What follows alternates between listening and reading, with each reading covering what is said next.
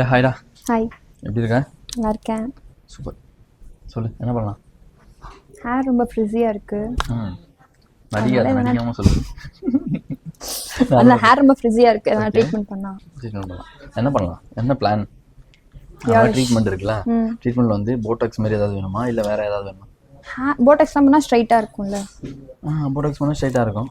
ஸ்ட்ரைட்டாலாம் வேணாம், கொஞ்சம் வேவியாக இருக்கிற மாதிரி இருந்தால் இருக்கிற ஹேர் மாதிரியே வேணும். கரெக்டாக போட்டாக்ஸ் பண்ணால் ஸ்ட்ரைட்டாக தான் இருக்கும், பட் ஆனால் ஸ்டே அதிகமாக வரும். ஸ்டே இல்லை, போட்டாக்ஸ் வேணாம். ஏன், எதனால் போட்டாக்ஸ் வேணாம்? எனக்கு ஸ்ட்ரைட்டாக வேணாம், ஸ்டே நேச்சுரலாக இருக்கணும், இதே மாதிரி வேவியாக இருக்கும். இருக்கிற நேச்சுரலாக இருக்கிற வால்யூம் வந்து இந்த வால்யூம் வந்து இருக்கிற மாதிரி வேணும். நார்மலாக வந்து ஸ்ட்ரைட் வந்துச்சுன்னா ஆஃப்டர் வந்து நம்ம ஹேர் என்ன ஆகும்னா, ஹேர் வந்து நார்மலாக கேர்ல் அண்ட் வேவி மிக்ஸ்டு இருக்குல்ல, அப்போ வந்து இங்கே வந்து ஸ்ட்ரைட் ஆகிடுச்சுன்னா ஆஃப்டர் வந்து இங்கே நம்ம க்ரோத் ரூட்லேருந்து க்ரோத் ஆக சொல்ல இந்த பார்ட் டிஃப்ரெண்ட்டாக இருக்கும், இந்த பார்ட் ஸ்ட்ரைட்டாக இருக்கும். அப்போ வந்து பேடாக இருக்கும். அதனால் வந்து நேனோ பிளாஸ்டி அந்தமாரி போகும். நேனோ பிளாஸ்டி அந்தமாரி போக சொல்ல என்ன ஆகுனா, ஓரளவுக்கு உனக்கு ஜஸ்ட் ஹேர் மேலே வந்து ஒரு லேமினேஷன் கிரியேட் மாரி மட்டும் தான் பண்ணி கொடுக்கும். சேம் டைம் வந்து உங்களோட ஹேர் வந்து இருக்கிற டெக்ஸ்சர் அப்படியே இருக்கும், ஜஸ்ட் சாஃப்ட் அண்ட் ஷைனிங் மட்டும் தரும். சேம் டைம் வந்து என்ன ஆகும், இந்த ஃப்ரிஸ் வந்து கோசப் ஆகும். பட் இது வந்து ஸ்டேலாம் ரொம்ப நாள்லாம் இருக்காது. எத்தனை மந்த்ஸ்? ஒரு 4லேருந்து ஒரு 5 மாதம். ஓகே, அதுக்கு மேலே ஸ்டே இருக்காது. ஓகேவா?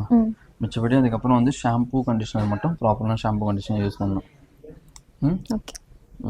பில் நான் அதுக்கும் சேர்த்து போட்டுறேன்.